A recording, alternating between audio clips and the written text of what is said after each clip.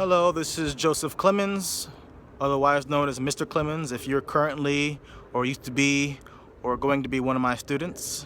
And I'm doing my video log for Transformational Teaching class at Cal State LA. My objective in this assignment is to deconstruct my academic autobiography in the hopes that it can be relatable and useful to you in your education. My journey starts back in Denver, Colorado, where I was born. I went to Bellevue Elementary School, a predominantly white school, and school district that was enriched with resources and money and all these fancy schmancy things. But mostly I liked Bellevue Elementary School because learning was so much fun. The teachers are a fond part of my memory. They're a great happy place in my mind from my childhood and all these kind of things. But what I just remember learning so much and loving to go to school and building really cool relationships with my friends and stuff like that. Once I got into middle school, the friends around me did not change, but the teachers did, and my attitude towards school did. I started to flunk 6th, 7th, and 8th grade. I don't know how I didn't get held back, because I should have. If there was a glaring difference in terms of the teaching, it was that in elementary school, your elementary school teachers, they make it a priority to get to know you and understand you, because so much of their success in behaviorally training you has to do with them getting to know you. At least the middle school I went to, it was more about business. It was more traditional academic procedures when it came to learning, and I just did terribly with it. And a lot of it had to do with personal responsibility. I was not motivated to do homework or study. I hadn't built up those habits, and I did not know how to get good grades. I think the lowest point in middle school academically is my 7th grade year, in which I had a 0.8 GPA. And I remember playing. I used to just love to play basketball all the time. I came in one night late after practicing. My mom told me to go downstairs to take a shower. I go downstairs to take a shower. I come out the shower, dark. It's dark in the room. I was like, wait a minute, didn't I turn the light up? Bam! Got whooped. My mom came back from a parent-teacher conference, and apparently the teachers were saying that I was, suffering academically, and perhaps that I should be assessed for some kind of. She said she said, these teachers think you're retarded. So I'm guessing they may have called for an assessment for maybe a learning disability or something like that. And so that was embarrassing for her. She kind of, got upset about that, and I got disciplined. And I wish I could tell you that's when I turned things around and got good grades, but it wasn't, because I still, I wasn't a bad kid, nor did I was a class clown and I did funny things in class, but I didn't really understand or know why I should get good grades. I just show up and I just try to learn, By the time I hit high school, and again, same district, and my elementary school, middle school, and high school in Cherry Creek, Colorado, that district, they were all within yards of each other, so it was a very tight-knit community. The high school, my freshman year, was the same. I got a 1.0 GPA, so a little the I remember one time in one of my Spanish classes, a teacher said, the class was over and I was writing down the homework assignment. And she said, why are you even writing down the assignment and you're not going to do your homework? And I was like, this is a nice teacher. But I was like, man, she's right. I'm not going to do this homework. Looking back at that now, I can see that was the wrong way to motivate somebody. But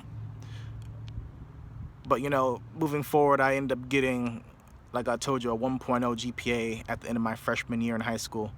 And my mom, she had a serious talk with me. And, believe it or not, despite that whooping I told you guys about, my mom was very sweet and nice. And in fact, she was not hard enough on me at all.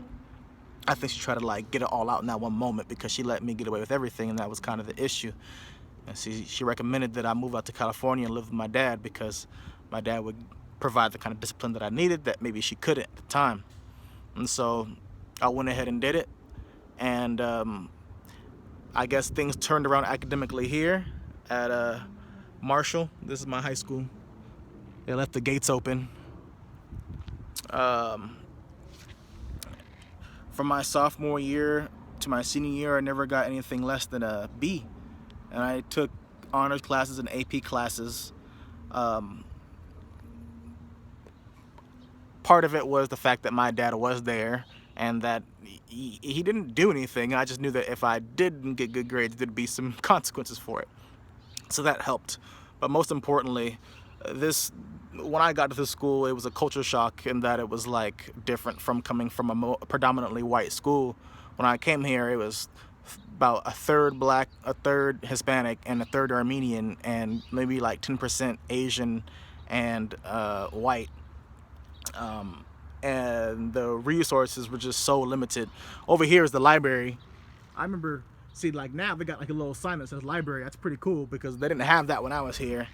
And I peeked inside the window when they still have limited stuff. Like they have 6 computers behind glasses that you can't steal them, and they have like 500 books. It's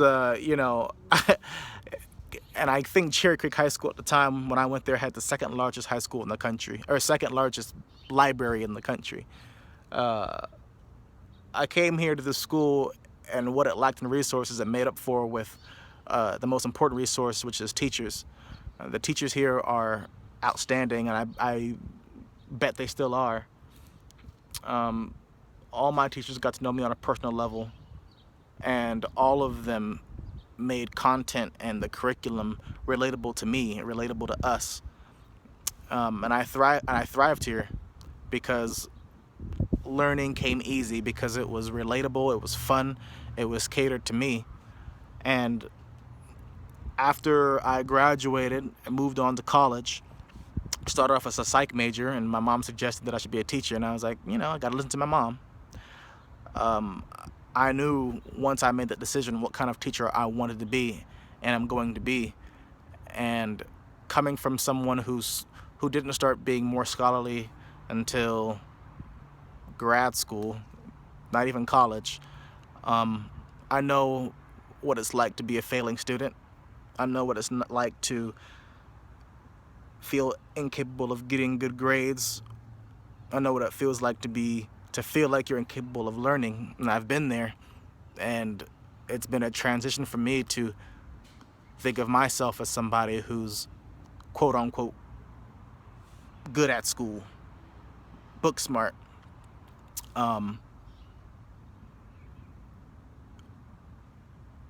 When I came from Colorado to Marshall, when I came from Cherry Creek to Marshall,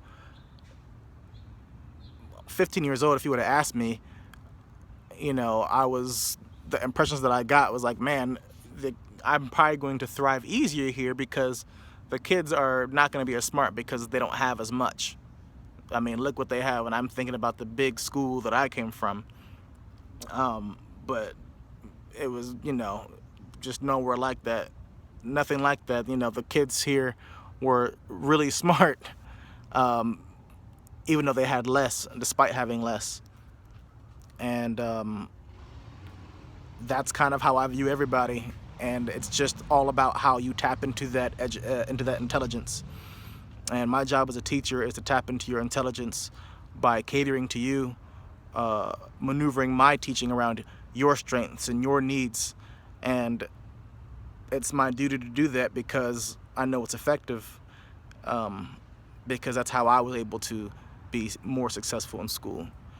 And I look forward to doing that and going on a journey with you, or having gone on a journey with you. And I promise and pledge to modify and accommodate for all my students and ensure that they are intrinsically motivated because of the environment that I set up in my classroom. I promise to keep in good contact with your parents or whoever's at home, and give them the necessary resources to help you out the best they can, because it is a team effort, and I'm going to make sure that you have the best team around you, because there's no reason why you shouldn't be given the best possibility to succeed. And as one of the many teachers that I'll have in your life, it's my job and duty to do that. Yeah, so I guess that's about it. That's my deconstruction of my academic journey, and I hope it's going to be useful to you moving forward. If you're going to be my student, I look forward to having you. If you've already been a student, please give me feedback on how I could do better for my future ones. Peace.